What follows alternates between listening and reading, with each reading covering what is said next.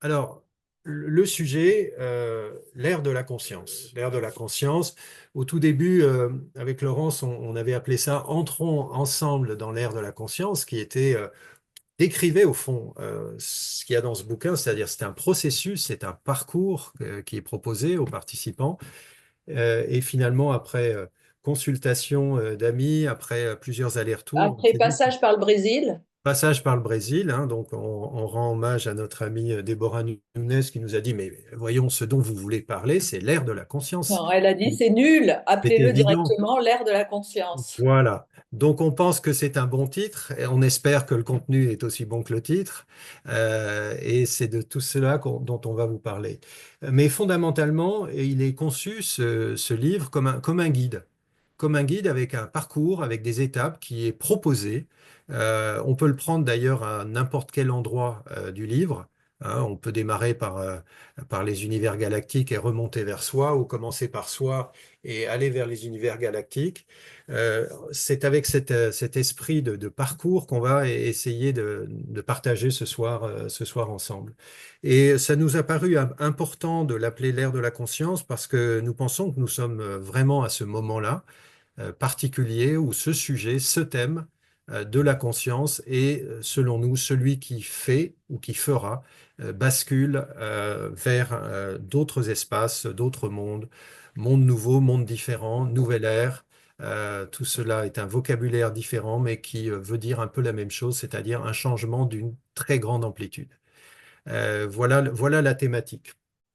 Alors peut-être pour les quelques-uns qui ne nous connaissent pas, très rapidement, on parlera très peu de nous ce soir, c'est pas le sujet. Laurence et moi avons le même métier qui est celui de coach en accompagnement du changement individuel, collectif, et ça depuis de nombreuses années. Ça fait 25 ans maintenant que nous travaillons sur des sujets communs, nous collaborons ensemble, une aventure qui a commencé avec interaction, transformation personnelle, transformation sociale, transformation collective, qui, dès le début des années 2000, avait comme objet d'explorer les liens qui existent entre la transformation, les interactions qui existent entre ma propre transformation, la transformation intérieure et personnelle, et celle du collectif, avec tous les effets de feedback rétroactif, l'un influençant l'autre et l'autre l'influençant de même, de telle façon qu'on ne peut pas dissocier une évolution de la société d'une transformation personnelle et individuelle. C'est cette thématique qui nous avait réunis il y a plus de 20 ans maintenant, avec tout Et qui avait réuni aussi, pardon Ivan, certains d'entre vous, puisqu'il y a dans l'Assemblée ou avec nous là, plusieurs amis qui ont cheminé avec nous et depuis 25 ans, nous continuons sur cette mise en lumière et c'est une mise en lumière et c'est la mise en avant du vivant, le vivant et du lien, le vivant et de la relation. Et il y a une évidence, et pour nous tous qui travaillons sur ce sujet à l'époque, travaillions au passé, il y avait une évidence de remettre en avant ce lien, que de difficultés dans notre culture cloisonnée, séparée, qui commençait tout juste en 2000 à dire ah ouais, il faudrait faire de la transversalité.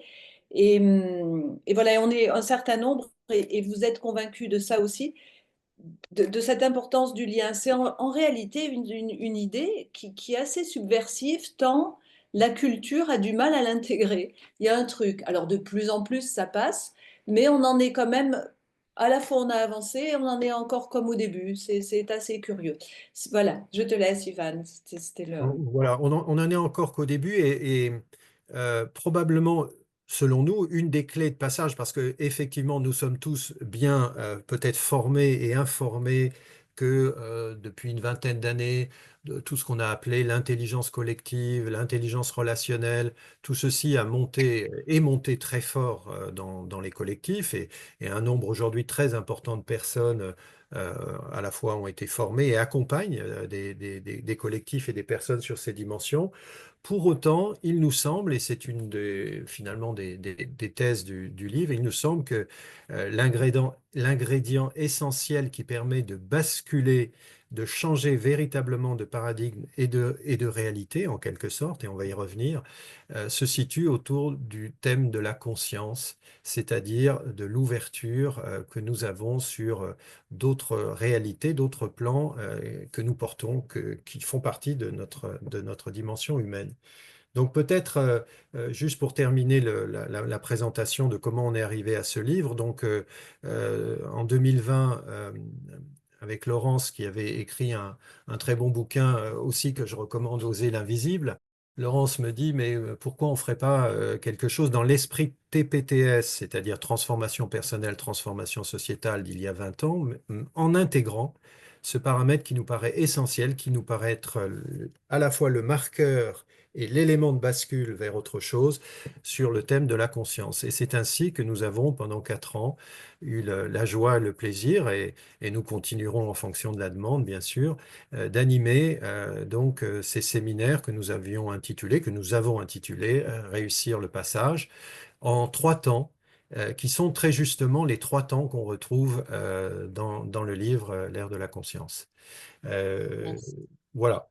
Donc peut-être, Laurence, on peut dire 2 mots sur quelle est notre conception, définition, qui ne nous appartient pas bien sûr, mais celle que nous retenons sur ce qu'est la conscience. Peut-être tu peux nous dire 2 mots là-dessus, si tu veux bien. De préciser ça. Avant, merci, il y a dans l'Assemblée avec nous aujourd'hui plusieurs d'entre vous qui ont participé au séminaire et ce livre et ce cheminement est aussi le vôtre.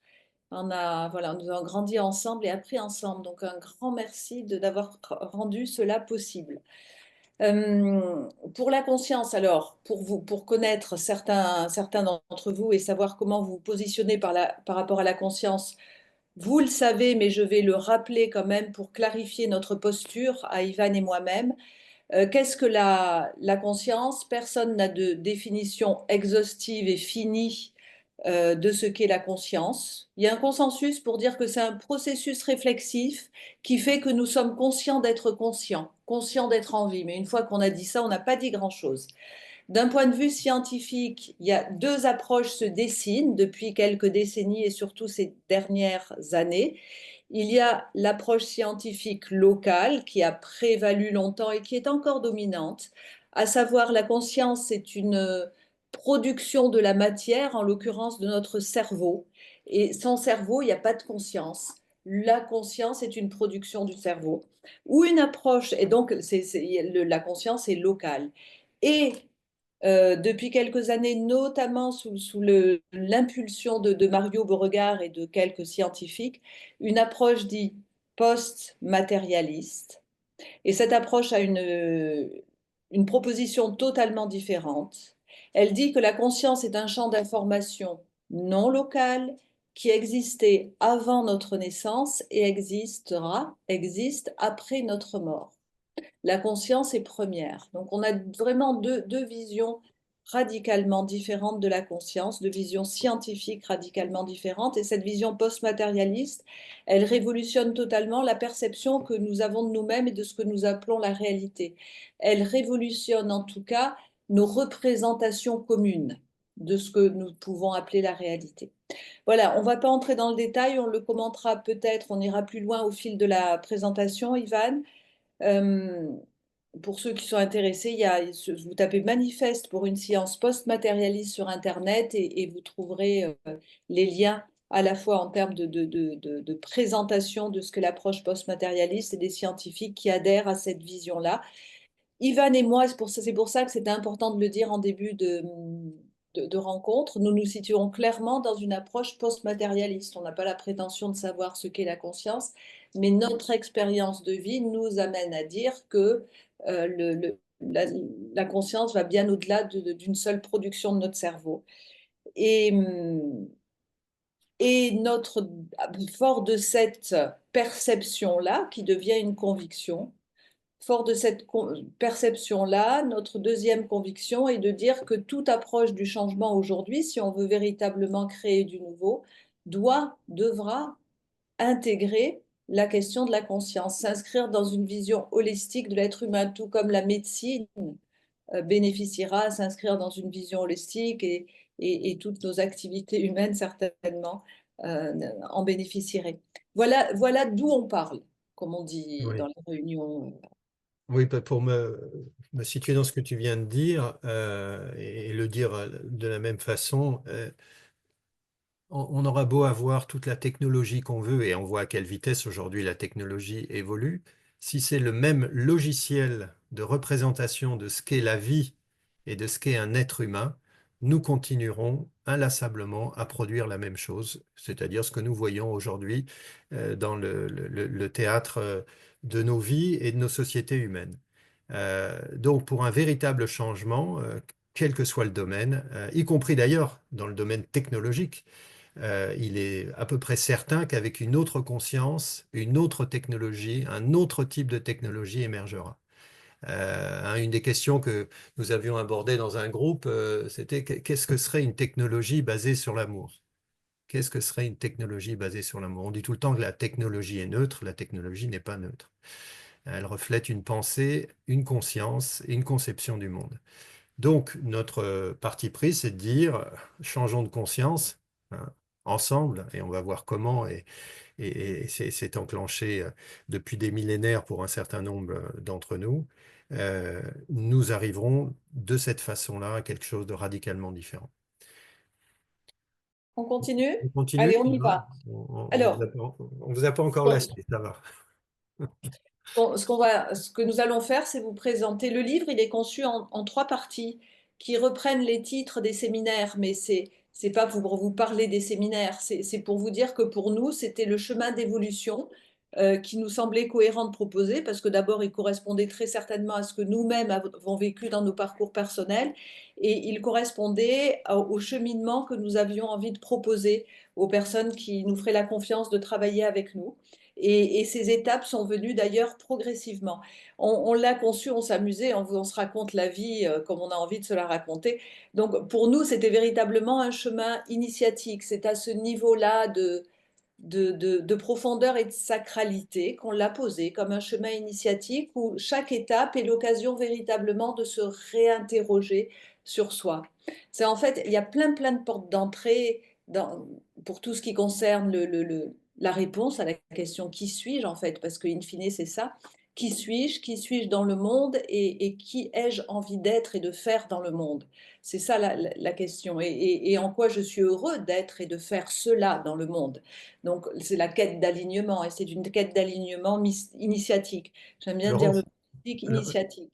Laurence, je vois une question. Quelles seraient les trois étapes pour réussir le passage? C'est On y justement les va. trois C'est étapes qu'on va justement. présenter. Voilà, on Alors, va les détailler. le livre, si jamais vous avez la curiosité de l'acheter, vous verrez qu'il y a une articulation entre des repères théoriques, parce qu'on s'appuie, on a décidé là aujourd'hui de citer aucun nom de personne connue, mais bien sûr, on est allé puiser à la source de scientifiques, de philosophes, de traditions de sagesse. Et sous forme d'application pratique aussi, d'exercice, parce que notre accompagnement passe par une forme de pédagogie. Et donc, alors, je partage mon écran et normalement, ça doit le faire. Voilà. Les trois parties. Vous voyez bien? Super. OK. Eric n'est pas là, Eric Grelet, il nous a accompagnés en séminaire. Eric, il a vécu des séminaires avec nous et puis Eric ne veut pas s'empêcher de dessiner. Il est dessinateur humoristique en direct. Il a l'art de saisir les moments, les instants, les vibrations, les émotions. Et il a un jour dessiné, lors d'un séminaire, dessiné ce dessin-là. Et on se l'est totalement approprié parce que c'est ça l'idée. On est des enfants, on ne sait rien de qui nous sommes, de ce qu'est la vie, de ce qu'est ce mystère. On ne sait rien, nous sommes des enfants. On est à peu près sûr quand même que nous sommes des enfants de la terre, nous sommes faits de matière et c'est bien sur la terre que que nous vivons notre expérience terrestre. Et ça nous donne déjà un ancrage, c'est l'ancrage, certains disent, de la troisième dimension. Et nous sommes aussi, et c'est là qu'on retrouve la notion de conscience et la notion holistique, des enfants de l'éther, l'éther étant ce cinquième élément que la science a réfuté et que certains scientifiques, dans le courant post-matérialiste, commencent aujourd'hui à réhabiliter. L'éther, c'est l'élément du subtil, c'est l'élément des autres plans de réalité. Voilà, donc nous sommes, voilà, ça représentait bien ce que nous voulions dire avec Ivan à travers les trois passages. Alors le premier, ça ne s'appelle pas Nous sommes des enfants, mais la première étape, nous l'avons appelée Être et agir dans le monde en conscience, avec à nouveau un dessin d'Éric que je vous laisse apprécier, j'adore. Parce que c'est ça l'idée, hein. C'est quoi? C'est ma carte d'exploration de la conscience. Ben, il n'y a rien. Ben oui, le plan, c'est qu'il n'y a pas de plan, il n'y a qu'à suivre l'étoile. Et vous avez vu quand même que ça, c'est du marketing. L'étoile rejoint l'ère de la conscience quand même. Avec à chaque, sur chaque partie, 7 repères. C'est pour ça qu'à l'arrivée, il y en a 21. 7 fois 3, 21. Je fais le premier, tu fais les suivants, Ivan. Enfin, Si tu veux, oui, oui, oui, vas-y. cette première partie, en fait, elle vient un peu nous bousculer. C'est pas très joli ce que je vais dire, c'est pas la meilleure image, c'est un peu l'image du chien qui s'ébroue, qui se secoue, qui retrouve ses sensations, qui retrouve des vibrations, qui retrouve ses impressions, qui n'est pas en train de courir dans l'extériorité, mais qui commence à ressentir son intériorité en commençant par oser les dimensions sensibles et invisibles de sa vie. Longtemps, nous n'en avons pas parlé, il y avait un silence, une omerta. Quand on crée des espaces de liberté, d'expression, c'est incroyable comme nous avons toutes et tous des expériences, des souvenirs, des questions autour de ce sensible et de cet invisible. Souvent des expériences d'enfance, mais pas que. Des expériences qu'on a tues et qui, à un moment donné, vont se réveiller ou pas. D'ailleurs, les personnes qu'on rencontre, généralement, on se réveille de ces expériences et disent, mais ces expériences font aussi partie de ma réalité et qu'est-ce que j'en fais aujourd'hui? Comment j'ai envie de les explorer, sachant que souvent, ce sont ces expériences qui nous appellent. C'est comme un appel à aller faire l'expérience de soi dans des dimensions plus larges, plus vastes et en même temps inconnues. Et alors, je sais pas, Ivan, si on liste tous les repères, mais tu peux peut-être faire ceux qui t'inspirent par la suite? Oui, ben, j'ai envie de faire quand même le repère 2 parce que Parce que c'est le tien. non, c'est les nôtres. Mais, mais effectivement, à partir du moment où, d'une façon ou d'une autre, et quelle que soit notre façon, on insiste beaucoup là-dessus avec Laurence, on ne pense pas qu'il n'y a qu'une seule façon d'accéder au monde, au pluriel, aux mondes intérieurs. La poésie, la philosophie, la contemplation pure, comme la métaphysique, comme la mystique, etc. Les expériences dites extrasensorielles sont des moyens de rentrer, de plonger dans notre intériorité. Euh, à partir du moment où on réalise la plongée, les plongées, la plongée, qu'on rentre dans nos profondeurs, quel que soit le chemin qu'on a choisi, on arrive à, entre autres, à l'amour, à la beauté et à la sagesse, et à bien d'autres choses encore, mais c'est cela que nous avons choisi. L'amour, effectivement, compris comme probablement la plus haute fréquence vibratoire, qui, selon certains mystiques et selon certaines traditions, serait même l'agent de cohésion de ce que nous pouvons percevoir. Hein, comme si c'était des fils d'amour qui tenaient tout, simplement on en est plus ou moins conscient. C'est ça l'histoire. Donc l'amour compris comme cela, qui est le cœur, l'essence même de la galaxie et très probablement d'univers plus vaste. Donc c'est en résonance avec l'amour que on peut effectivement, lorsqu'on chemine, on peut commencer à se mettre et tous ceux qui ont eu des expériences qu'on peut appeler extatiques ou autres peuvent témoigner effectivement de cet amour immense, indéfinissable et qui nous emporte et qui peut être même tellement fort qu'il peut, je le dis comme cela, qu'il peut nous brûler aussi. Tellement c'est puissant et tellement c'est fort. Donc c'est de cet amour-là que l'on veut parler. On veut parler aussi de la beauté. Alors la beauté, émerveillement, ouverture, harmonie, ce quelque chose de beau, je ne sais pas si vous avez ces expériences, mais quelque chose de beau, on ne se lasse jamais de contempler le beau. Toujours et toujours, on peut contempler le beau parce qu'il nous renvoie, comme l'amour, à un plan plus intérieur que nous portons. Et puis la sagesse, bon, voilà un thème qui nous est cher. La sagesse qu'on peut définir de mille façons, et chacun d'entre nous ici aurait une définition, mais moi j'aime bien dire qu'il s'agit de cet art de l'équilibre entre les mondes. Mais quand je dis les mondes, c'est tous les mondes. Nos mondes intérieurs, les mondes extérieurs, les mondes galactiques, les mondes de l'infiniment petit. Voilà, la sagesse permet l'équilibre entre les mondes parce que les mondes tiennent aussi parce que des forces contraires s'exercent dans le monde. Donc, amour, beauté, sagesse, lorsqu'on se met à raisonner avec ces parties dont nous sommes très probablement constitués, nous amène tout à fait dans une dimension complètement différente. Et alors de dire, mais qu'est-ce que serait une civilisation basée, dont le cœur, l'objectif essentiel serait l'amour, la beauté et la sagesse.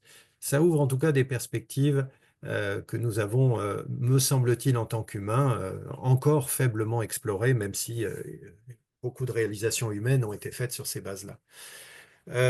Voilà, alors dans le cheminement ensuite, je continue, Laurence, j'en fais un ou deux encore pour pas être non plus trop scolaire dans la présentation, mais on a aussi cette appréciation des différents temps dont nous sommes constitués.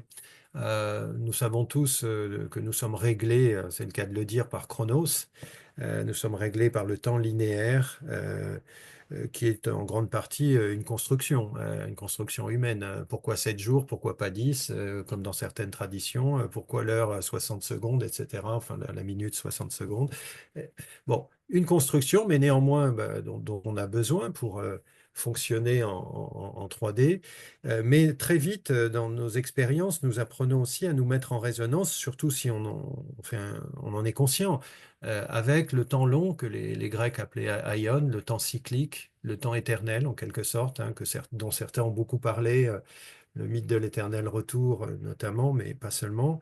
Le temps long qu'on retrouve dans toutes les traditions et qui nous habite également si on sait se mettre en résonance avec le temps long.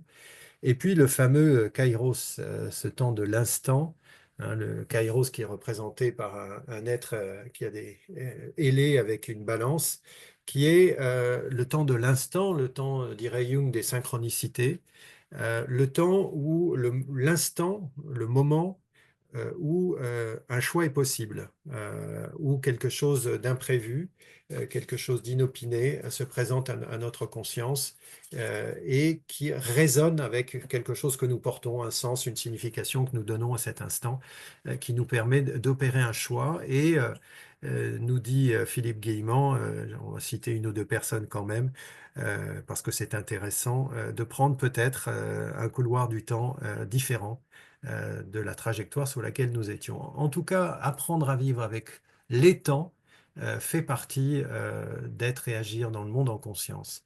Laurence, tu en prends un autre pour continuer? Alors, peut-être, oui, oui, oui. Quelle conscience ai-je de ma conscience? C'est exactement la phrase qui va avec le dessin d'Éric. Quelle conscience ai-je de ma conscience? Et en fait, il y a tout plein de personnes qui ne se posent pas la question. Et puis, la vie ne nous invite pas à nous interroger, mais c'est énorme. Quelle conscience j'ai de ma conscience? Qu'est-ce que ma conscience? Moi, ça a été mon chemin d'éveil. Je me suis questionnée sur ma propre conscience. Et on invite en séminaire d'ailleurs les participants à dessiner leur carte de la conscience. Alors c'est quoi la carte de la conscience? En fait, c'est tous les déclics, c'est tous les insights, c'est tous les événements qui se sont produits dans ma vie qui étaient en dehors de ma vie matérielle, de ma vie ordinaire. Euh, qui étaient les éléments extraordinaires. Et tous ces éléments-là, en fait, ils sont venus me nourrir, m'inspirer comment ou pas. Et j'en fais quoi? Et ils m'ont ouvert quelle porte? Et pour m'amener où? Et j'ai envie aujourd'hui de les explorer comment? Quelle conscience ai-je de ma conscience? Avec cette idée que la conscience est comme un ascenseur qui peut nous amener de Chronos à Aion en fonction de la manière dont on va l'expanser ou pas. La créativité, bien sûr, le repère 5. Le repère 6, prendre en compte la dimension invisible des collectifs. Nous sommes nous-mêmes des champs d'information individuellement. Nous créons des champs d'information collectifs. On connaît ce concept avec celui des égrégores, qui n'ont pas toujours bonne presse. Un égrégore de colère, ce n'est pas forcément un égrégore dans lequel nous allons vouloir entrer, mais on peut aussi, si nous agissons en conscience, créer des égrégores pacificateurs, des égrégores de dynamique positive, des égrégores inspirateurs, des égrégores qui ouvrent sur la liberté individuelle et collective. Donc on évoque cette question-là et surtout comment ça vient résonner en moi. Dans le livre, à chaque fois, il y a une question qui s'adresse au lecteur et comment ça vient résonner chez vous, ça. Et comment vous faites dans votre quotidien, comment vous vous emparez de ce repère-là dans votre quotidien. Vous en faites quoi? Vous avez envie d'en faire quoi? Et en repère 7, le dernier, réinterroger nos croyances pour régénérer l'énergie de la transformation. Ben oui, c'est aller aux racines de la société et même de la civilisation qu'on a construite. C'est quoi notre vision de la vie? C'est quoi notre vision de l'humain? C'est quoi notre perception de qui nous sommes?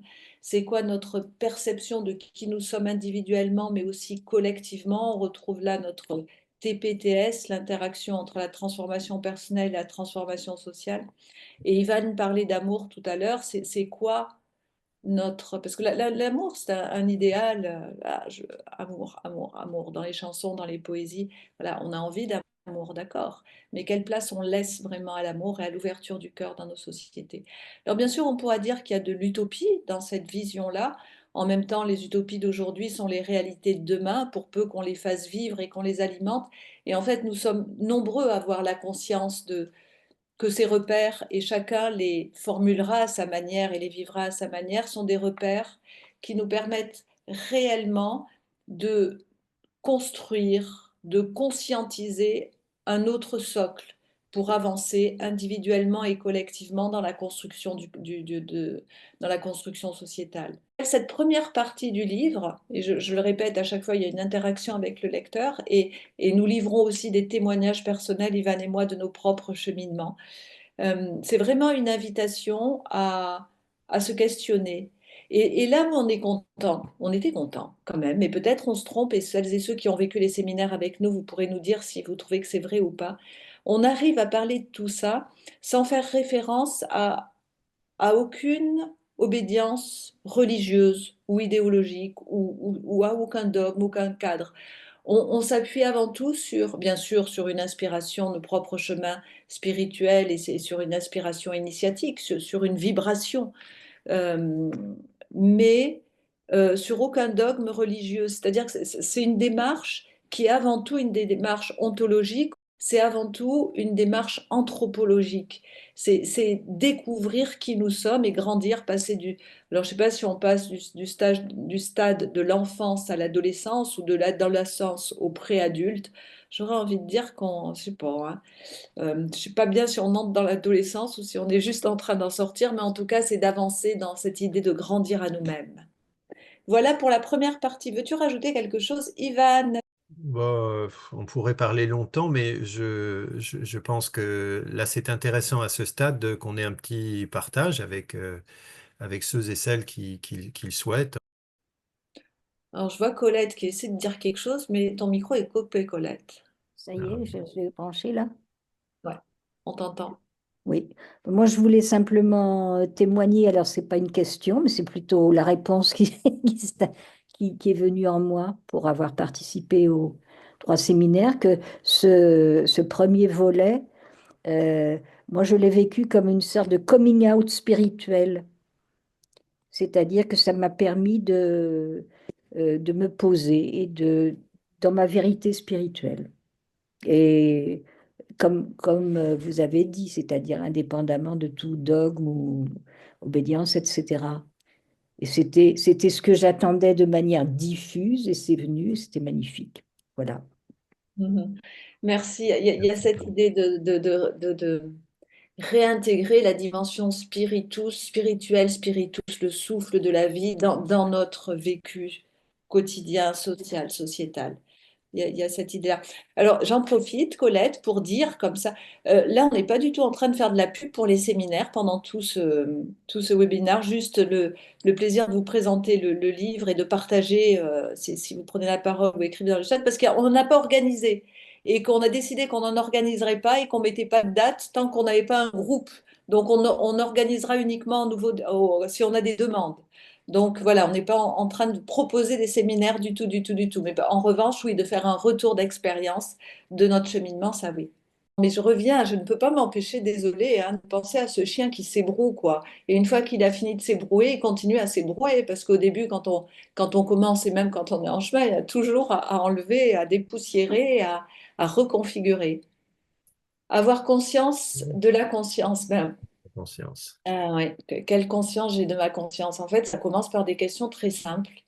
C'est quoi? Je suis conscient. C'est quoi ma conscience?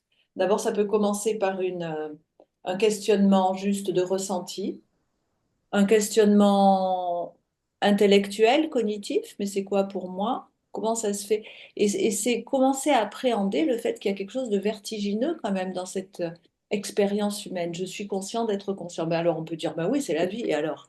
Non, mais c'est quand même énorme que je sois conscient d'être conscient. Ouais, mais ça s'appelle la vie. Oui, mais la vie est énorme. Et du coup, comment je vais l'explorer? Et souvent, là, quand on commence à s'intéresser à ces questions, on va ramener des expériences qu'on a pu avoir petit sur des états modifiés de conscience, dont d'ailleurs le psychiatre Olivier Chambon parle très très bien. Il a été en France le pionnier à explorer d'un point de vue médical, les états modifiés de conscience. Ça va être des expériences paranormales, ça va être des perceptions d'autres consciences, entités, mais non incarnées. Ça peut être des sorties de corps, ça peut être des rêves éveillés, ou tout un tas d'autres phénomènes. Et on va se dire, mais c'est quoi ce truc? C'est pas de l'ordre de la matière. Alors c'est quoi? Et pourquoi je perçois ça? Et pourquoi? Et là s'ouvre un champ. Après, avoir la réponse à la question, conscience de la conscience, c'est vraiment un cheminement personnel. Et d'ailleurs, en séminaire ou à l'occasion d'autres réunions, on pose des questions comme ça, qu'est-ce que c'est pour toi la conscience, ou qu'est-ce que pour toi un égrégore, ou qu'est-ce que pour toi l'âme. Et on a tous nos manières très particulières de répondre à ces questions. Et on peut percevoir la même chose, mais on va le formuler, le mettre en forme et en mots totalement différemment. C'est une expérience très personnelle, même Ouais. si il y a des points de convergence, et un point de convergence, Ivan en a parlé, c'est que plus notre conscience s'élargit, plus on accède à un état de paix intérieure, quelle que soit la réalité extérieure, et on accède de plus en plus à l'ouverture du cœur et à l'amour. Expanser sa conscience en sincérité, en authenticité, ouvre le chemin de l'amour profondément. Là, il y a un accord entre toutes les traditions et je dirais même en toutes les religions dans leur essence première.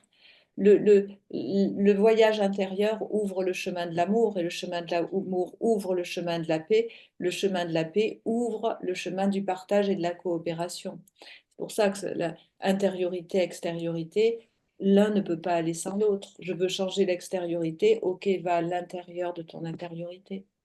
Et là, tu ramèneras l'énergie et la vibration que tu pourras semer et s'aimer à l'extérieur. Il y a une évidence. Mais bien sûr, alors c'est aussi un chemin exigeant. Merci pour la question, Laurent. Et après, c'est le chemin personnel qui restera singulier. Oui, justement, on parle d'amour, s'aimer et s'aimer à l'extérieur, s'aimer, à toute blinde et moi depuis quelques petites semaines, j'ai un travail personnel que j'essaye de faire à tout prix, c'est de répondre à la question: «Est-ce que je sais aimer?» et je n'ai toujours pas la réponse. Donc je la cherche, mais je trouve que effectivement, est-ce que je sais aimer? Est-ce que j'ai vraiment le sens d'aimer? On parle tout le temps d'amour, mais qu'est-ce que c'est que l'amour? Est-ce que je sais aimer? Voilà. Bon. Alors, moi, Paola, j'ai envie de dire, est-ce que je suis amour? Est-ce que je sais aimer? Est-ce que je suis amour? Voilà, et la question reste ouverte puisque c'est une question que le mental formule, mais si on veut bien ouvrir à l'intérieur en laissant cette question descendre profondément, elle amène quelque part. Voilà, et après, bah, c'est l'expérience de chacun. Est-ce que je suis amour? Si je suis amour, alors je serai aimé. Mais est-ce que je suis amour?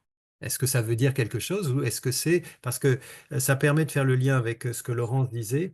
Quand on pose des questions qui sont des questions aussi essentielles, la conscience de la conscience, que l'amour, qu'est-ce que l'amour, etc., que l'humanité se pose depuis qu'elle est humanité ou depuis qu'elle a conscience peut-être d'être humanité. Il est évident que on va pas s'en sortir avec une réponse. On va s'en sortir peut-être avec une expérience, avec une sensation, avec quelque chose qui nous amène au-delà de la formulation intellectuelle et mentale. Et c'est de cela, et c'est cela qui permet d'ailleurs de faire une commune humanité, indépendamment des traditions et des représentations qui peuvent complètement être différentes et dire des choses qui paraissent a priori opposées. C'est à travers l'expérience, à travers ce qui se passe dans le regard de deux personnes qui ne se connaissent pas, qui ne parlent pas la même langue et qui pourtant peuvent communiquer. Qu'est-ce qui communique quand deux personnes se regardent dans les yeux? Qu'est-ce qui communique? Euh, par où ça passe? C'est quoi les Mhm. vibrations qui sont échangées, etc. Qu'est-ce qu'il se passe à ce moment-là? Voilà, c'est de cet ordre-là, de mon point de vue, bien sûr, et de mon expérience, hein, chacun a la sienne. Euh, c'est de cela dont il s'agit, plus que d'un concept ou d'un... Parce que le concept nous aide au démarrage, mais il peut nous limiter aussi. Voilà, donc euh, Mm. je ne répondrai pas à ta question. Oui, oui, il y a du travail. Voilà. Merci. Mais suis Merci. amour. Alors, on va peut-être continuer, passer à la phase 2. Et Nathalie, j'ai bien vu la question. Pourriez-vous parler du lien entre âme et conscience? On en parlera tout à l'heure et on l'évoquera peut-être sur la deuxième ou la troisième partie. Je repars avec mon partage d'écran. Normalement, ça doit marcher. Et hop, on va passer à la deuxième partie. Si je clique là, c'est bon. Avec, à nouveau, je commence, Ivan, et tu prendras le Oui, relais. oui, Alors, on a inventé ce concept d'activateur quantique avec Ivan. Alors, on ne l'a pas tout à fait inventé. On l'emprunte à un physicien quantique, post-matérialiste, Amit Goswami, qui a écrit un livre il y a quelques années, L'activisme quantique peut sauver l'humanité, ou pourra-t-il sauver? Je ne sais pas, je crois qu'il le met à l'affirmatif. Et on a trouvé une définition, un activateur quantique est une personne qui agit à partir d'un champ d'information et d'énergie plus vaste que sa conscience ordinaire. Ça a à voir avec la question de tout à l'heure. La conscience ordinaire, c'est celle qu'on active dans notre quotidien. C'est la partie locale de notre conscience. Et la conscience expansée, c'est celle qui sait que nous ne sommes pas qu'un corps physique, un mental et des émotions. Avec ce dessin que personnellement j'adore à nouveau d'Éric Grelet, Socrate a presque dit connecte-toi toi-même. Et c'est vrai que c'est la suite, connais-toi toi-même et connecte-toi toi-même. D'ailleurs, les philosophes de l'époque de Socrate étaient, on les appelait comme ça aussi, des magiciens, puisqu'ils travaillaient autant le visible que l'invisible. Et ils travaillaient bien sur les deux plans, certains diraient le temporel et le spirituel, c'était la matière et l'immatériel. et Et Socrate était donc, un expert de la transe, hein, il faut le savoir. On n'en parle pas trop dans les bouquins de philosophie, mais Socrate était un expert de la transe. comme Jung d'ailleurs, Jung a aussi parlé de ces choses-là. Euh, Plus récemment donc. Repère 8, accueillir nos 5 dimensions d'être humain. Pour celles et ceux qui me connaissent plus particulièrement, c'est une idée que je développe depuis, pouf, le temps passe. Ça se compte en décennies maintenant avec cette idée que nous ne sommes pas qu'un corps physique. Nous sommes un corps, ça c'est sûr. Sans corps, on ne fait pas d'expérience terrestre. Mais nous sommes aussi des émotions, avec des émotions qui peuvent on va les appeler les émotions lourdes, et qui peuvent nous bloquer, nous freiner dans notre évolution, nous faire ruminer, et les émotions plus légères qui nous font pousser des ailes. Nous sommes des pensées, bien sûr. J'aurais dû citer la dimension intellectuelle en deuxième, une dimension qu'on a survalorisée, surinvestie ces dernières décennies dans notre société. D'ailleurs, on ne parlait que de quotient intellectuel. Longtemps, on n'a parlé que de quotient intellectuel pour évaluer l'intelligence d'une personne. Aujourd'hui, on parle aussi de quotient émotionnel.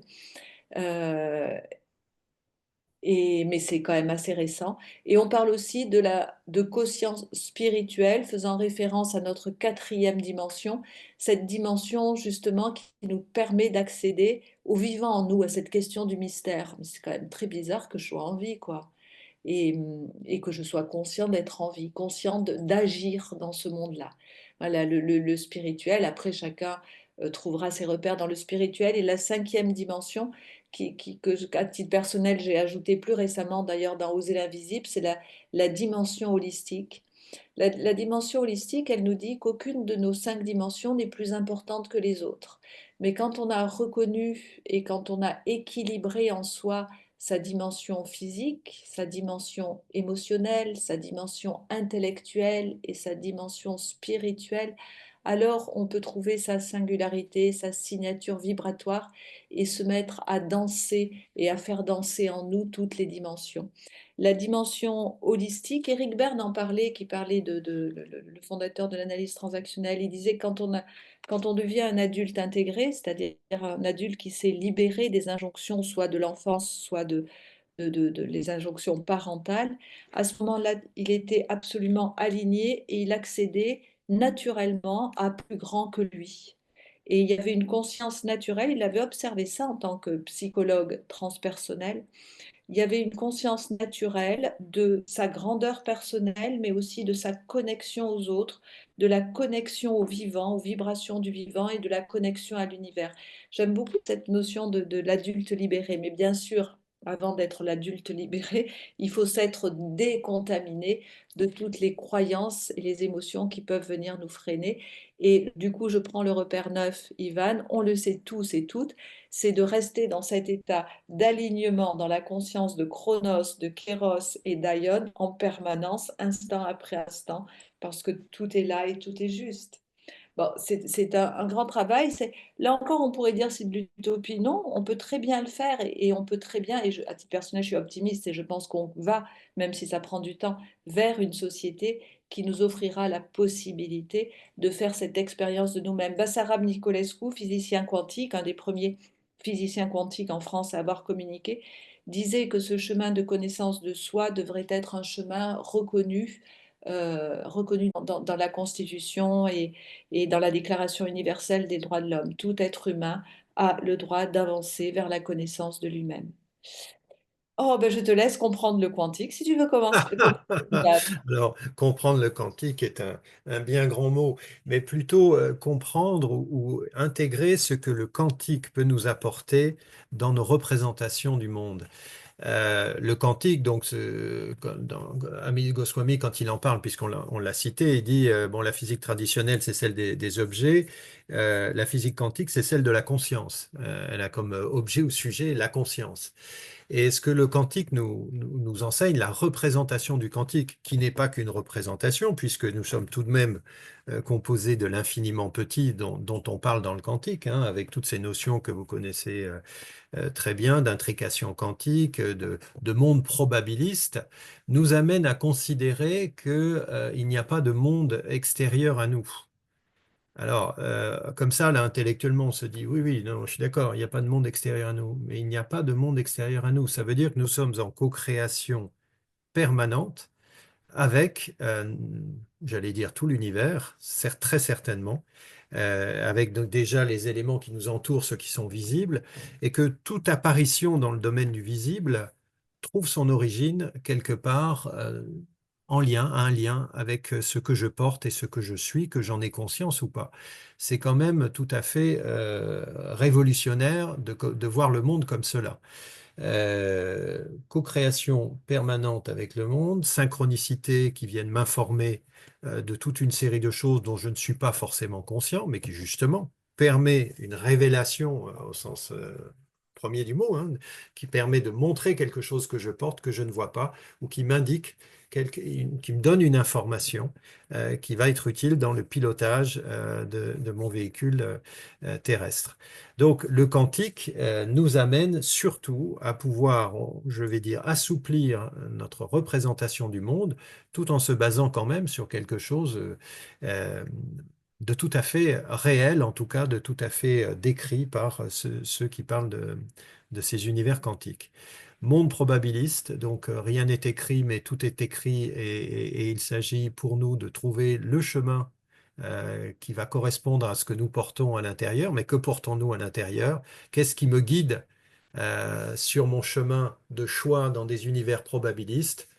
C'est là qu'on revient à cette notion de conscience et de pilotage en conscience de sa trajectoire.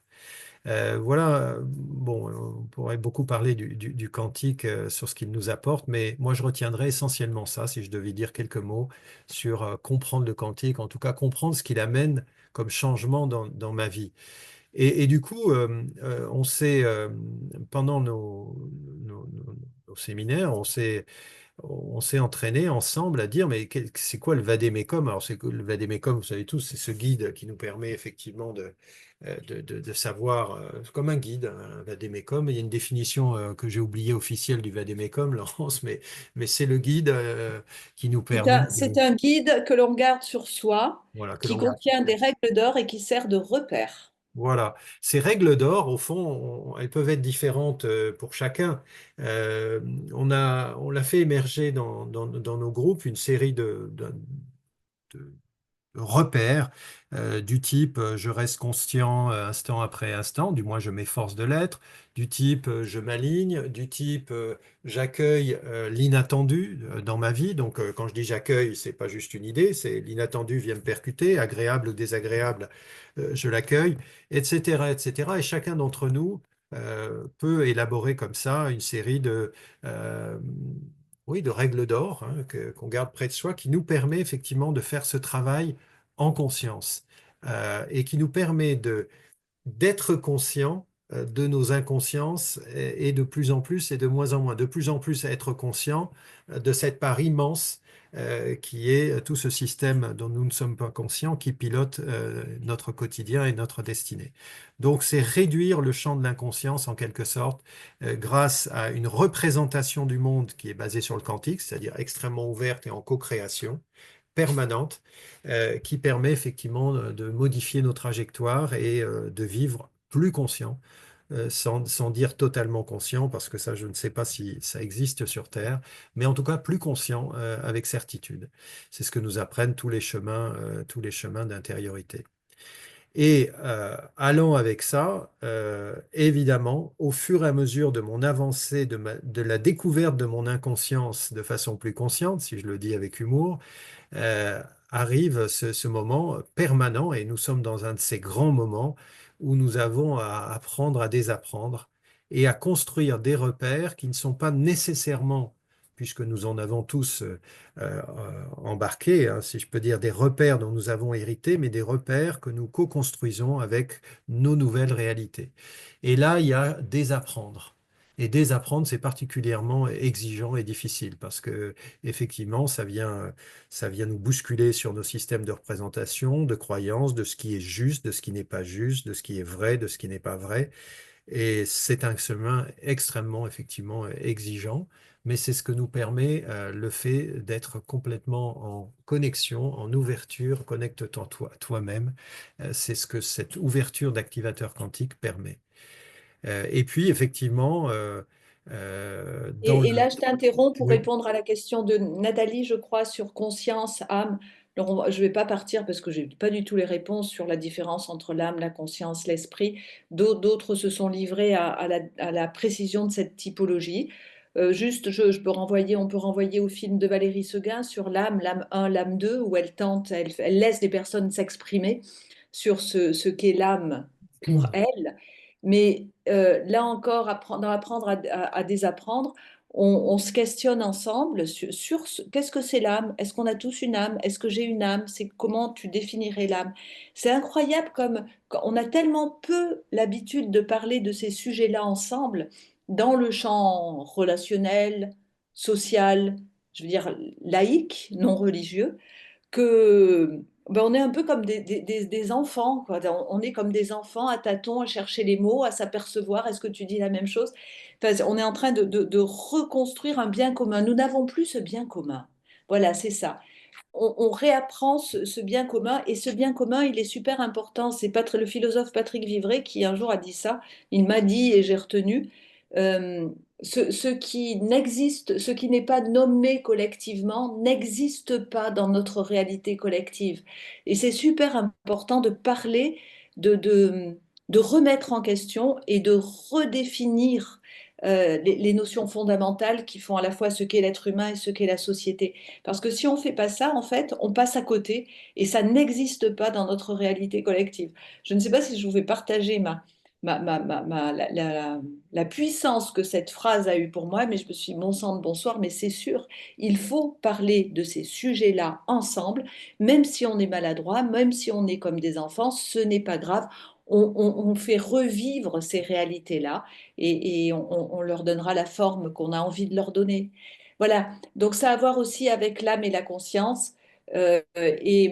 Personne n'est vraiment d'accord sur la différence entre les deux. La conscience serait plutôt un mot propre aux scientifiques, l'âme au courant spirituel. Et néanmoins, de plus en plus de scientifiques nous disent bien que nous avons une âme, c'est-à-dire une essence première, l'essence première de notre conscience, celle qui existait avant notre naissance et qui existera après notre mort physique. Voilà, mais c'est juste une proposition et suggestion de réponse. Ivan, je te rends la parole. Oui, et puis j'ai envie de terminer cette partie-là en parlant du collectif, de même que on a parlé précédemment des éléments invisibles dans les collectifs, dans l'animation des collectifs. euh, S'entraider à grandir en sagesse, c'est essentiel à partir du moment où je considère que d'abord je n'ai pas la vérité, ce qui est quand même une grande difficulté pour pas mal d'entre nous, humains je parle, et que l'autre apporte une vérité, l'autre est fondamentalement amour et il est fondamentalement sage, même s'il ne le sait pas lui-même. Et à partir de là, se mettre en ce que nous avons expérimenté avec ceux qui ont participé au séminaire, je dis ça parce que c'est des expériences vécues, j'y fais référence, c'est qu'effectivement, lorsque nous nous mettons en cercle de sagesse, c'est-à-dire une approche, pour ceux qui connaissent le co-développement, basée sur, au fond, les mêmes principes que ceux du co-développement, mais où nous faisons résonner l'être sage qui est en chacun d'entre nous, je dois dire, pour ce qui me concerne, que c'est assez extraordinaire de découvrir cette immense sagesse qui est portée par chaque personne. Et j'aime à dire que nous sommes tous, bon, si les mots ne vous conviennent pas, changez-les, mais je le dis avec ceux qui me parlent, nous sommes tous à la fois enseignants et enseignés. Enseignant parce qu'à un moment, l'un ou l'autre peut se retrouver à un endroit où il transmet, où il dit des choses, mais il n'existe pas d'abord s'il n'y a pas l'enseigné, et l'enseigné est transmetteur. Et à son tour, il devient enseignant. Et cette façon de grandir et de s'entraider à grandir est d'une puissance qui, selon moi, si elle était utilisée partout et constamment, peut radicalement modifier le champ social, hein, le champ Et sociétal. j'ai reçu les. Vous savez, on reçoit des statistiques LinkedIn. C'est le post qui a été le plus liké. Vous savez, si vous nous avez vus et si vous êtes là, merci, merci. C'est que vous avez vu passer la com qu'on a faite. On a chaque jour, on communiquait sur un repère. Le repère 14, c'est celui qui a été le plus liké. Ça veut dire qu'il y a un vrai désir il y a un vrai désir de s'entraider à grandir en sagesse. Ce qu'on dit, nous, c'est que s'entraider à grandir en sagesse dans la conscience que la sagesse n'est pas extérieure à moi, elle est d'abord en moi et étant en moi, elle va pouvoir se répandre et rayonner. Mais il y a une aspiration à cette histoire-là de sagesse, de retrouver de la tranquillité, le souffle tranquille du vivant et la sagesse d'être et de vivre en harmonie avec soi, avec les autres, avec le monde, avec la nature. Voilà, c'était le plus liké. Alors, il est 19h04. Est-ce qu'on fait un petit break avant de faire la troisième partie parce qu'effectivement, on a le sentiment que c'est peut-être beaucoup de choses. Est-ce qu'il y a des Ou souhaits? pas, c'est aussi des portes ouvertes, hein, c'est notre manière de les enfoncer, de les ouvrir, de les éclairer, c'est plus joli. Et en même temps, c'est des fondamentaux pour nous. Il faut repréciser les quatre forces. Flora, Ivan n'a pas dit quel était le nom des quatre forces. Tu Oui, les dis? oui, la force de mon... Je suis venu avec quel rêve? Quel est le rêve de mon âme? Ça, c'est la première force. Et puis après, bah, le rêve de mon âme, il y a la force de mon incarnation. Donc en gros, si je suis venu avec un rêve, bah, dans l'incarnation, bon, bah, on rencontre des éléments qui vont nous aider probablement à réaliser le rêve, mais qu'on peut percevoir comme parfois des difficultés ou des obstacles, ou des choses qui vont réveiller des forces en nous, en tout cas, pour que nous puissions réaliser notre rêve. C'est la deuxième force, donc la force d'incarnation. Et puis, chemin faisant, donc ça c'est l'apprentissage, arrive la troisième force qui est la force de finalement d'oser et de libérer, de nous donner des autorisations à être et des autorisations à connecter et à vouloir vivre notre rêve d'incarnation, ce que nous portons au plus profond et qui fait qu'à un moment, quand on commence à évoquer ça, on se met à vibrer profondément en disant c'est ça que je suis, ou c'est ça que je veux faire, ou c'est ça ma mission de vie, ou c'est ça, peu importe la façon dont nous le disons. Hein, donc les autorisations que nous nous donnons. Et pour terminer, c'est un parcours qu'on a fait vivre aux participants par les forces d'unification, c'est-à-dire quand je regarde ce que je comprends, ce que je reçois du rêve de mon âme, quand je regarde les obstacles, les difficultés, mais aussi les forces et les réalisations de mon plan d'incarnation, quand je regarde les autorisations que je me suis données ou qu'il reste à me donner, au fond, qu'est-ce que je peux encore faire, qu'est-ce que je fais de tout ça et comment je retrouve l'unité entre le rêve de mon âme et mon incarnation. Donc, quatrième force, les forces d'unification.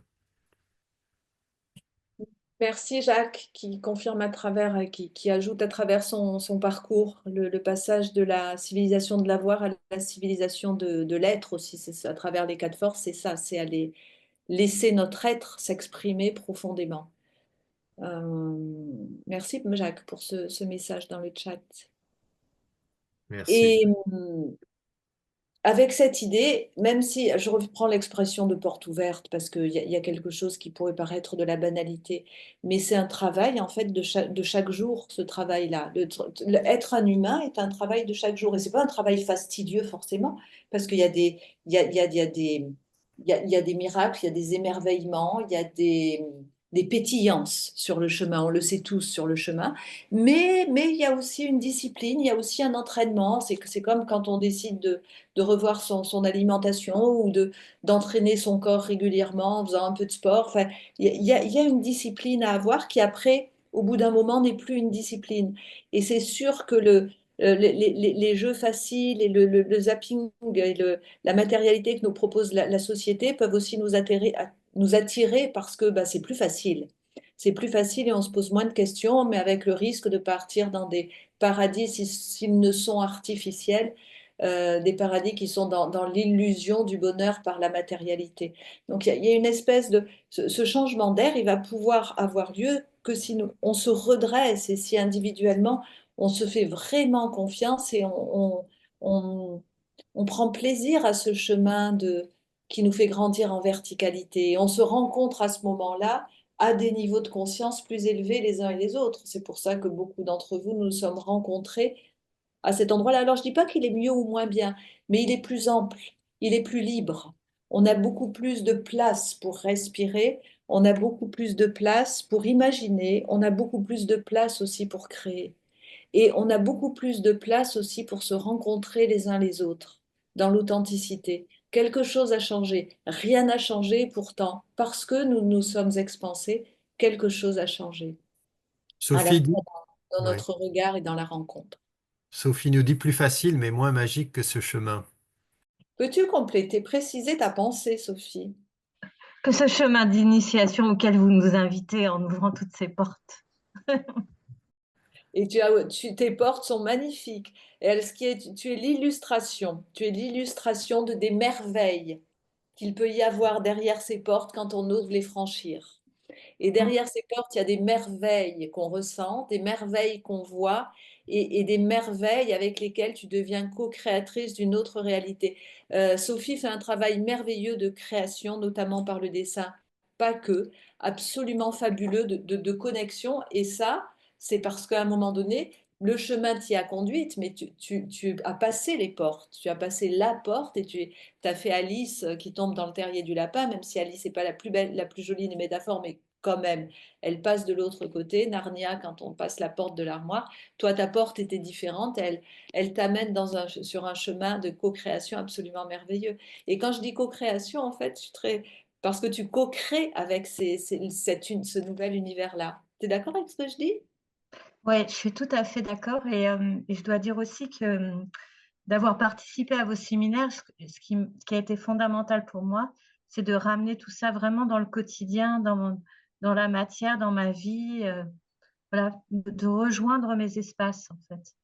Cet Ouais. espace qui s'ouvrait et puis mon autre vie, enfin de voir comment ça pouvait être présent au quotidien. Le ciel et la terre.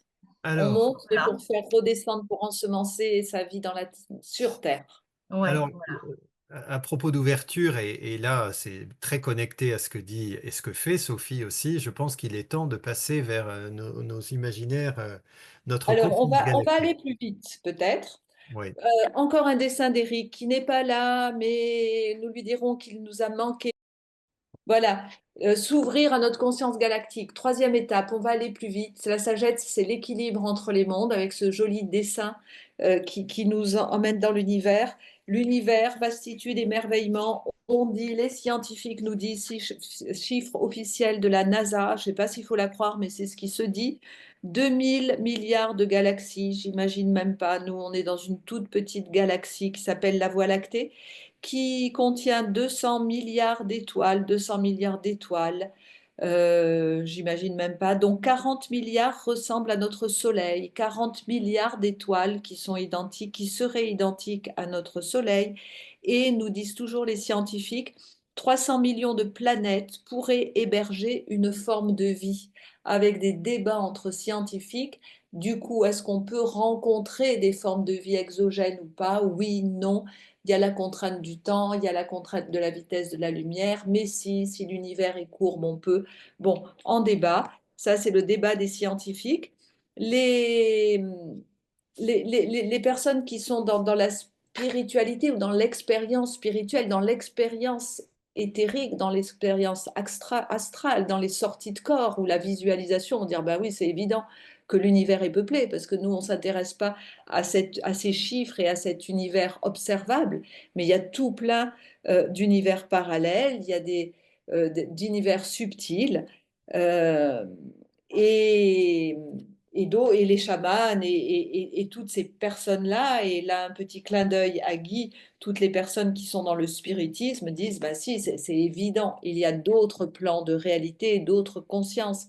Olivier Chambon, que je citais tout à l'heure, lui-même, et je suis reconnaissante aux chercheurs en blouse blanche qui ont une reconnaissance académique d'oser dire que si, il y a d'autres plans de réalité, sur ces autres plans de réalité, il y a des consciences qui sont réellement extérieures à nous, d'autres consciences qui ont leur propre identité.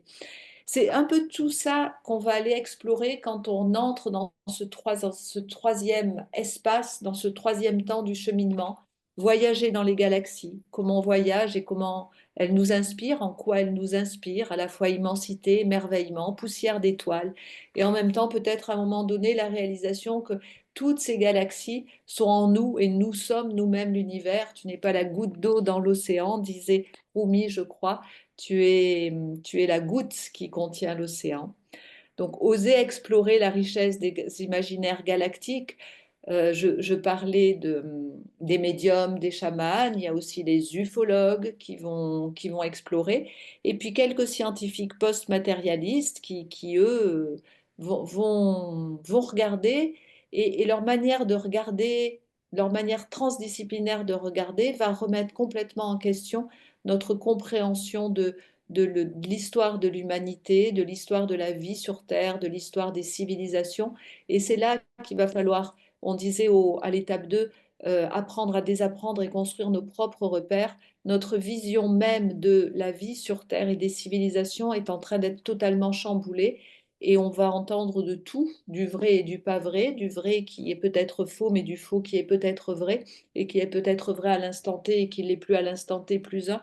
Bref, il y a quelque chose qui est complètement en train de changer, de muter à ce niveau-là, d'où l'importance d'être vraiment aligné, la sagesse, c'est l'équilibre entre les mondes et surtout entre ces mondes intérieurs, jusqu'à s'autoriser à passer, si tel est son souhait et son chemin, de l'exploration galactique à l'exopolitique. C'est comment on fait avec les êtres autres que nous, et si effectivement des êtres exogènes, d'autres planètes, d'autres galaxies, d'autres univers existent, comment on va se comporter. Le cinéma américain tente à nous faire passer ces êtres-là comme des grands méchants qui envahissent, donc il faut se protéger peut-être, mais il y a aussi peut-être beaucoup d'amour et de désir de coopération et d'éveil. Voilà, oser ces intuitions galactiques. Et en séminaire, ce passage-là est un de ceux sûrement qui bouscule le plus, parce que c'est celui, par rapport aux 14 repères qu'on a explorés avant, c'est celui sur lequel on a le moins l'habitude d'aller. Et quand on y va par rapport à son expérience et des débuts de certitude personnelle. Et c'est difficile de réouvrir son regard et d'avoir une vision plus relative, plus transdisciplinaire. Voilà, on a beaucoup de travail à faire sur cet espace-là. Il a pu mettre en colère, à certains séminaires, des participants se sont mis en colère parce que ça bousculait, et c'est OK. Voilà, c'est pas évident. Nous n'avons pas l'habitude d'en parler ensemble naturellement. Ivan, je te laisse du coup le 19, le 20 et le 21. Oui, parce que fondamentalement, pourquoi ouvrir ces espaces? Euh, Une première raison, c'est de se dire, quand on regarde l'histoire de l'humanité, on est passé d'une conscience extrêmement locale, hein, ma tribu, ma famille, mon village, ma province, puis peu à peu la construction des États-nations, et puis maintenant, péniblement, on n'y est pas encore, une conscience planétaire. L'étape d'après, c'est la conscience galactique, très logiquement. Donc déjà, il y a un espèce de cheminement de l'humanité dans son ouverture de conscience. Mais surtout, pourquoi élargir? Pour mieux revenir au centre. L'idée n'est pas de partir dans les étoiles. Là, on a un petit dessin avec les étoiles. L'idée est de trouver les étoiles à l'intérieur. Hein, c'est un peu ce qu'on disait tout à l'heure, quand l'univers est en nous, l'univers est réellement un nous, et tous les grands mystiques de toutes les traditions, à un moment, évoquent cette possibilité de voyager dans l'univers à travers le corps. Donc ça, c'est une révolution du regard et de l'expérience qui est gigantesque. Et finalement, dans ce parcours, à un moment, on revient sur Terre, on revient avec la Terre, mais de quelle terre parlons-nous? Est-ce que nous parlons de la terre des scientifiques, qui d'ailleurs en arrivent presque à la conclusion aujourd'hui avec les approches écosystémiques, à nous dire que la Terre, la fameuse hypothèse Gaïa, se comporte à tous les comportements d'un être vivant, c'est ce que disent nos scientifiques systémiques aujourd'hui, donc on n'est pas loin de cette notion que la Terre est un être vivant, en tout cas c'est avec des mots légèrement différents que c'est défini sur un plan scientifique. Mais il y a aussi cette terre mythique dont qu'évoquait un petit peu tout à l'heure Laurence, lorsqu'on parle des civilisations anciennes, des peuples de la Lémurie, de l'Atlantide, qui auraient vécu sur cette terre. Et puis, il y a ceux qui parlent des chakras de la terre, tous les lieux sacrés seraient ou auraient été des lieux d'énergie, des vortex d'énergie, et tous ceux qui travaillent en géobiologie connaissent tous ces phénomènes. Donc on peut voir cette Terre comme un être vivant, comme un être énergétique avec des corps subtils. On parle même parfois de l'intra-terre. Donc fondamentalement, la Terre, dans toutes les mythologies, était décrite comme la Terre-mère, et dans toutes les traditions anciennes, la Pachamama. Donc, lorsqu'on revient en ayant fait le voyage galactique, on revient probablement avec toutes ces consciences et toutes ces possibilités de communication, en tout cas de communion, en tout cas de représentation de cet être vivant qui aurait une conscience qui s'appelle la Terre et qui nous a fait le grand privilège, peut-être n'en avons pas conscience, de nous accueillir pour partager une partie de sa trajectoire cosmique. Donc, effectivement, ma conscience de la Terre est un peu différente quand j'ai fait ce voyage-là. Et tout ne peut se terminer quand on a ouvert ces espaces-là qu'avec offrant des gratitudes pour l'immensité du cadeau qui nous est fait d'être sur Terre. Donc c'est là-dessus, je pense que on peut conclure compte tenu de l'heure 19h21. Merci, merci Ivan, merci à vous. On pense pas faire un succès de librairie avec ce livre, c'est pas notre but, mais on a appris ça ensemble sur nos chemins et avec vous, et on s'est dit mais il faut dire ça, il faut semer, même s'il y a que quelques personnes qui se saisissent du livre, plus on met d'engrais sur ces idées-là, plus on met d'engrais, et plus il y aura de fleurs et plus les fleurs seront belles.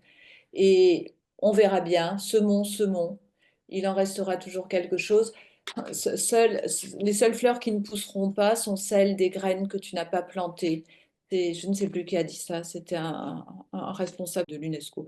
Mais c'est ça, semons, semons, au moins on peut faire ça. Donc voilà, notre intention, elle était de semer. On l'a fait aussi grâce à vous. Merci d'avoir partagé aujourd'hui. Est-ce que dans le chat, vous nous faites un retour, un commentaire? Oui, il y a des questions, concrètes. Peut-être on peut parler. Pouvez-vous préciser quel style avez-vous adopté dans le livre? J'ai vu un extrait, un témoignage et des dessins. Quelle est la parfaite à l'approche théorique, exercice ou conseil? Qu'est-ce qu'on peut dire là-dessus, Laurence, si tu C'est veux? un peu les deux. Il y a toujours un socle théorique et certains chapitres, certains des repères sont traités comme des exercices. On l'annonce d'ailleurs en introduction parce que pour nous, c'était le seul moyen d'appréhender le sujet. On ne pouvait pas appréhender le sujet de manière intellectuelle, sauf à faire un cours magistral et c'est pas du tout ce qu'on voulait. Donc, on invite sur certains chapitres à vivre l'exercice qui va être un exercice de visualisation, de conscientisation ou de méditation. Voilà, alors comment voyager dans l'univers à partir du corps? Euh, non, on n'explique pas comment voyager. Bon, en revanche, toutes les traditions profondes parlent de ce voyage intérieur et des possibilités hein, d'ouverture. C'est tout le cheminement qu'on a décrit est un cheminement qui amène à ouvrir des espaces intérieurs qui nous permet de nous connecter, je vais le dire comme ça à une sensation. Hein. La notion de sensation et de ressenti est essentielle, qui nous permet à ce moment-là de rentrer dans des états vibratoires où des choses s'ouvrent. Voilà ce que... Ah, je vois qu'Éric nous rejoint. Voilà ce que je peux dire là-dessus, mais évidemment, c'est trop succinct par rapport à votre question très importante. Euh, alors pour l'instant, il nous manque Eric. Bon, voilà, donc Eric, tes dessins ont illustré notre parcours. Voilà. Tu veux dire un mot, Eric? Tu arrives à l'instant, là, je t'ai pas vu arriver. Je viens d'arriver. Ah, Tu as un super écho. Oh, mais tu raisonnes, hein? Tu es encore dans les galaxies. En tout cas, Eric, ah oui, c'est toi qui fais l'écho, là? oui, C'est oui, Eric. oui, C'est oui. Eric. Non, t'es ailleurs, là, Eric. T'es On ailleurs. a vu T'es tes ailleurs. dessins. On a vu tes Et dessins. sur la planète, là. Bon, Voilà. Et Nathalie dit, belle inspiration, tes illustrations, Eric. Oui, peut-être Andrea, il est carrément dans une autre galaxie. On est d'accord. peut-être je coupe tu peux couper ton son, Eric, sauf si tu veux parler, quand tu pourras parler. J'ai répondu à Guy, je vais avoir le plaisir au mois de... C'est septembre ou octobre, Guy? À l'automne. Je n'ai plus de participer à un congrès organisé par Guy et je suis très, très touchée. Moi aussi, Guy, je suis très heureuse de venir. Novembre. C'est novembre, c'est ni septembre, ni octobre, novembre. C'est pour ça, comme c'est loin, j'ai pas encore mémorisé. Alors, Alors, ça y est, je n'ai plus d'écho. super, super. Alors, j'ai une explication pour comment ça s'est construit. J'ai fait les dessins et ensuite, Laurence et Ivan ont mis des textes autour en se disant qu'est-ce qu'on pourrait raconter autour de ces dessins. C'est ça, Voilà, vrai ou absolument. faux, c'est... Bon, merci Eric. Vous avez là le père fondateur de la démarche qui trie modeste. Merci Eric. Je vais vous montrer un dernier dessin d'Éric. Euh, et voilà, c'est celui-là. Hop. Voilà. Et parce qu'Éric a beaucoup d'humour, comme vous avez pu le constater, et celui-là, on l'a mis sur le site, on l'a mis aussi sur le livre. Plus j'y pense, plus il me semble que mon QS, quotient spirituel, est en hausse constante. Tu penses trop.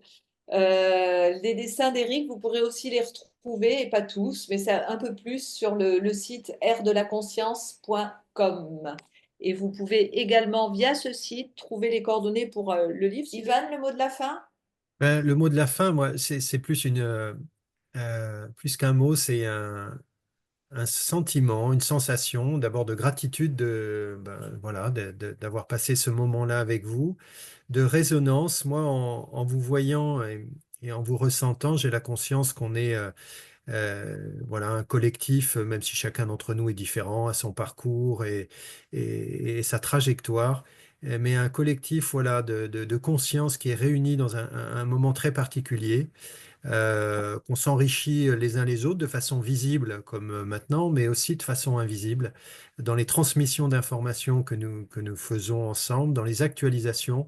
Donc pour tout cela, beaucoup de gratitude pour chacun et chacune d'entre vous qui a été présent pendant cet instant. Voilà ce que j'avais envie de dire, Laurence, ce qui me vient et ce que je ressens à Et l'instant. même, tout ça nous dit, on le sait quand on est sur le chemin, même quand on est seul, on n'est pas seul. Alors on n'est pas seul si on a la conscience des autres plans de réalité, des consciences qui évoluent sur les plans de réalité, mais entre humains, les humains, on n'est pas seul, on est reliés et on chemine, même si on trace, avec Ivan, on dit, allez, on trace notre sillon, même s'il est modeste, on continue à tracer notre sillon. Il suffit juste de se souvenir que nous sommes en réalité très, très nombreux à tracer en conscience notre sillon et ça, c'est réjouissant. Un grand merci à vous. Un très grand merci et belle trajectoire dans vos chemins respectifs.